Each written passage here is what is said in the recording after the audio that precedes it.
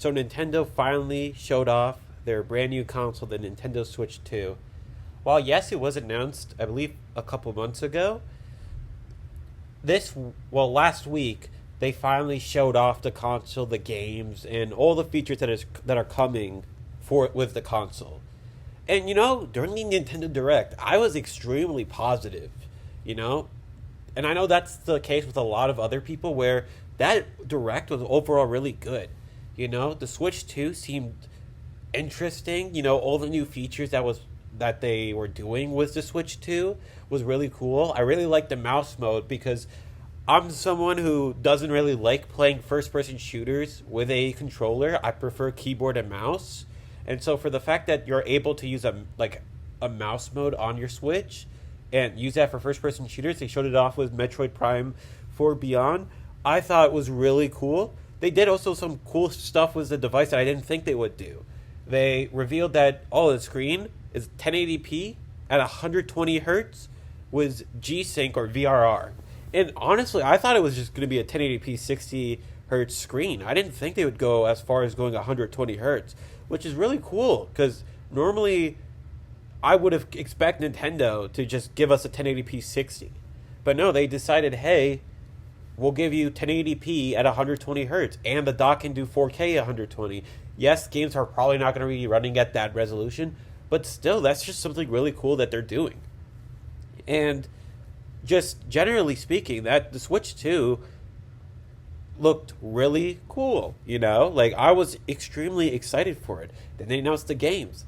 They announced the new Mario Kart. Mario Kart World is a launch date game for the Switch 2. It's coming day one with the console, and it looked cool. And then we also had games like that new Donkey Kong coming out. We had a bunch of other games that were announced that were really cool. That we're getting Cyberpunk. Cyberpunk is getting a Switch 2 port, which is really cool because I think Cyberpunk's a phenomenal game, and that you should play it. Honestly, especially with the Phantom Liberty DLC, it's really good. They're getting Final Fantasy VII Remake Integrate, which is really cool. And just overall, the games looked great. There was even announcements of Duskblood, which is a From Software game that looks kind of like Bloodborne. And Bloodborne is one of the most beloved From Software games. And to get a game that looks similar to that was really cool. And it was announced that it's coming exclusively for the Switch 2. So, overall, I thought it was great. I thought that Nintendo Direct was great. It was fantastic. After that Direct, I was like, okay, day one, I'm 100% getting the Switch 2. It looks absolutely amazing. And they showed off the games for it. A lot of great games. I'm getting this console. Especially with the fact that even some Switch 1 games, like Breath of the Wild, Tears of the Kingdom, and the Kirby game, they're getting Switch 2 patches, which allows them to run at 60 FPS. And they look great. That's fantastic. Especially, I want to replay Tears of the Kingdom again. And I would love to play that at 60 FPS, which the Switch 2 is going to do. But after that Nintendo Direct, we got some more information about the Switch 2 that came out. And conveniently, these information and news and reveals about the pricing of the games and system weren't revealed at the Direct itself. They kind of didn't talk about it. But we found out, for example, the Switch 2 is going to be $450. Personally, for me, I don't think that's a bad price for the Switch 2 with all the features that it's delivering. I think $450 is fine, generally, I think for the features the console is delivering and, the fact that it's a significantly, better console than the original Switch, $450 is not a bad asking price, in my opinion. But the one thing that kind of ruined it, well, not even kind of, which honestly a lot of people agree that ruined the whole reveal of the Switch 2, is the pricing of the games. So, Mario Kart World, brand new Mario Kart game. People thought, hey, $60 to $70, at most $70, because let's be honest, that's what kind of the gaming industry has been going towards, that $70 price point. Since the PS5 and Series X launch, we've been getting $70 games. So, I thought, hey, that probably was going to be $70. No. Nintendo decided, nah, let's release our game for $79.99. $80 for Mario Kart World. And I'm sorry, $80 for Mario Kart is absolutely insane, especially when you think about the Switch 2 is just, it's not, the games aren't probably, they don't cost as much to make as, let's say, a big Sony game like Spider-Man 2. Spider-Man 2 was $70, but it cost hundreds of millions to make. While Mario Kart World, sure, we don't really know the budget, but I doubt it costs anywhere near the amount that a Spider-Man 2 costs. And you're telling me that's $10 more? That's absolutely crazy. And in some regions, the physical and digital prices of the games are different. Some regions have the game at $90 for physical. And that's just absolutely mind-blowing. Paying $90 for a game is insane. And honestly, I don't even think it's going to stop at 80. I wouldn't be surprised if Grand Theft Auto 6 comes out for maybe even $100. Because, it's Grand Theft Auto 6. It's the most hyped game of all time. The whole meme, oh, can't believe we got blank before GTA 6? Like, dude, GTA 6 has been a game people have wanted for the past 10 years. And I wouldn't be surprised if Rockstar and 2K decided, hey, people want this game, so let's release it for $100, all right? But the bad news doesn't just stop there when it comes to the Switch 2. So, for example, another thing about the Switch 2 is that there are multiple types of cards. There are the game cards, which has the game inside. There are these key cards, which are apparently they don't have the game inside. They are cards, but you need to download the game in order to actually play it. And then there's, the upgraded Switch games, which apparently are Switch 1 games. Like, for example, Tears of the Kingdom and Breath of the Wild have their own Switch 2 box, but the cartridge itself is the original Switch version, and that I believe it comes with a code for the Switch 2 enhanced version. So there's 3 cards: the Switch 1 card, Switch 2 key card, and the game card. And the issue is, now that Nintendo incentivizes companies to release version of their games without all the game being on the cart and have a special digital version, I feel like more publishers are now going to do that. I get it, yes, last generation we did see Switch games where they were just a code in a box, and those did happen, but it wasn't something that was actively promoted by Nintendo as an option. Yes, it existed, yes, it was an option, but it wasn't something that was really talked about all that much. But now that Nintendo kind of gave the A-OK, be like, hey, we have a version of our cartridges that is meant for digital games, for you to put the least amount of game on the cartridge itself and just letting the consumer download the rest. And especially with the prices of these physical games in some regions, it's why would you go physical if the game isn't even going to be on the cart? And yes, I know not all games are like this. For example, Cyberpunk, I believe, is on a 64 gigabyte card. And I'm pretty sure most Nintendo games are on the game card. But it's still crazy that Nintendo is just giving these publishers the option. And we've seen it with these games right now. Street Fighter 6 is a key card game. So the game isn't on the card itself, but it might be a little bit on the card itself, but most likely the game isn't on the card itself, and that you would need to download the game. And, maybe you can make the argument, oh, Street Fighter 6 is a big game, apparently, and that's why it's not on the card, which is bro, if Cyberpunk can do it, so can Street Fighter 6. But okay, whatever. But there's games like Bravely Default, the remastered of the first game, that's 11 gigabytes, that for some reason isn't on the card itself, and that they're using the key card digital version of it, which is the game can easily fit on a normal key game card. Are you telling me that you guys don't want to pay that amount and that you just want to take the easy way out and make it digital? And it's just insane. It's just why are you doing this? It's one of the big pluses of console gaming is physical media. And now that you're taking that away, it's what is the point of buying physical media for these consoles? And then we've had situations about the subscription service. So on the Switch 2, there's a button called the C button, which allows you to capture and talk to your friends. It's like the like something to allow party chat and all that.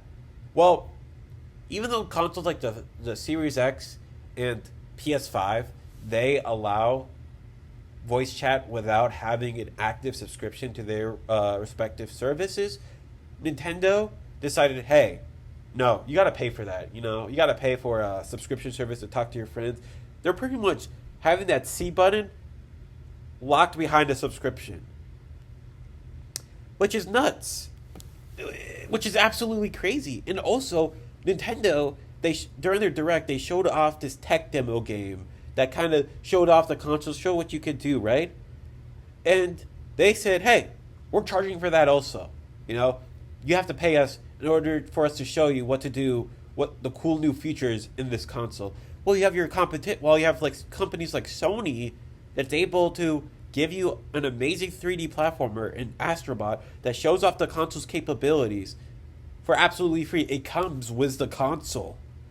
But for some reason, Nintendo, they don't want to do that. They don't even want to give you that little tech demo free with the console. And it just shows Nintendo's greediness, you know? It just shows that how much they don't really care for their consumers. They're willing to price gouge you and just make you pay so much money for their stuff. Remember, yes, other companies have been doing these $70 games, like PlayStation and Microsoft. But here's the thing with PlayStation and Microsoft. Their games go on sale.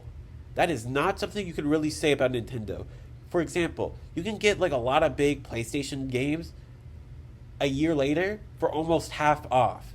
You could get like these big games significantly cheaper a year or two later. And sure, so if you don't want to pay $70 up front, you can just wait and then get the game cheaper. But Nintendo does not do that. When they do put their games on sale, it's like $50, you know? Like that's the lowest it goes. 50, maybe 40, maybe.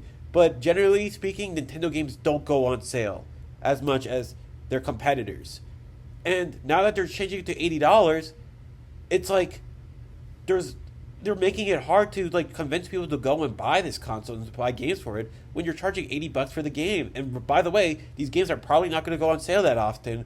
So now it's like, damn, how am I going to like buy all these games for all these cool games when they're $80 a piece? Because remember, let's be honest, knowing Nintendo, the lowest these games are going to go is that in 5 years you'll be able to get Mario Kart World for $60, and that would be considered a sale. Which is crazy that Mario Kart World is what's doing the $80 games. And it's just like crazy how Nintendo just gets away with it, you know? Like there's these Nintendo fanboys coming out and trying to find a way to defend it. They're bringing up inflation. They're like, oh, back in the 90s, we paid $100 for the game. And I'm like, there's a difference. For example, in the 90s, games were pretty much... the cartridges that were used for the games had their own like circuit board, their own like they were expensive to make, so that's why the prices were high. Nowadays, Blu-rays are fairly cheap to make, and I'm pretty sure the Switch cartridges, yes, they probably cost more to like make than, for example, a Switch than a Blu-ray. But I'm positive it costs way less to make a Switch cartridges compared to an N64, a Super Nintendo cartridges. And they're like, okay, but when the Switch 1 came out, when it comes to inflation, the Switch $60 in 2017 is like $80 now, so it's paying the same price. But the issue with that is wages haven't increased. The cost of living has increased, but the cost of but people, when it comes to getting their paychecks, getting their money, you know, their salary hasn't really gone up alongside the price changes of these games. Like, sure, you could make that argument if prices above, like everywhere else, increased above across the board, but it hasn't. People's salaries have stayed the same while these games are going up in prices. And it's not just games, you know, groceries, housing, everything has gone up in price. So now you're telling people, hey, you know, that new Mario Kart looks great, right? $80, please. And in some regions, 90 if you want it physical. And it just shows the arrogance of Nintendo, that they think they can just do this. honestly, I feel like they might be able to get away with it. It's Nintendo. They have fanboys that will find a way to constantly defend them anywhere. Like, just constantly defend them. Their fan base. And by the way, I love Nintendo games. I think Nintendo games are fantastic. But Nintendo as a company, they love screwing over their consumers. But Nintendo fanboys, they don't care. As long as they're able to play their Mario and Zelda, they don't care what this company does and how anti-consumer they are. Say what you want about Sony or Microsoft, but their fans, when they're upset, they give them crap. When Sony was about to shut down the PS3 store, Sony fans yelled at them and bullied them into not doing that. When Xbox tried to increase the price of Live Gold, Microsoft fans bullied them into going back on the original price. But we've seen the cases with Nintendo where that doesn't happen, where Nintendo can just get away with doing it and people just don't care. Sure, now with the Switch 2, people are like speaking up. Like I remember the Nintendo Treehouse Live event where the chat is literally just drop the price, drop the price, drop the price. So people are finally like speaking up against Nintendo and be like, hey, dude, this is not fair. This is not right. You shouldn't be charging this much for the games. And Nintendo really shouldn't be doing this. They shouldn't be charging $80 for the games. You know, they look at most 70. At most 70. You know, because that's pretty much unfortunately the industry standard that $70 is the minimum now for like brand new AAA games. But Nintendo's setting a precedent of increasing the price of $80 means that that just gives the excuse to other companies to do that because they're going to see Nintendo pretty much getting away with it, selling millions of copies, and they're going to be like, hey, maybe we could do that, and then they're going to start doing that. And it's just unfortunate because the Switch 2 overall looked really cool, but everything surrounding it, from pricing and the lack of some games not being on the card itself and being a digital requirement, and the subscription being like you need the subscription to access features of the console, it just sucks, you know, because this is supposed to be like a really cool, fun event. This is supposed to be awesome. We were supposed to get so excited for the Switch 2, but now that the hype kind of died because of what Nintendo is pulling. But I want to know what you guys think in the comments section below. Do you guys think that Nintendo is in the right in this? Do you think it's fine Nintendo is charging $80 for games and all that? Or do you agree with everyone else that, hey, this is not fair and Nintendo should not be doing this? I'll talk to you guys later. See ya.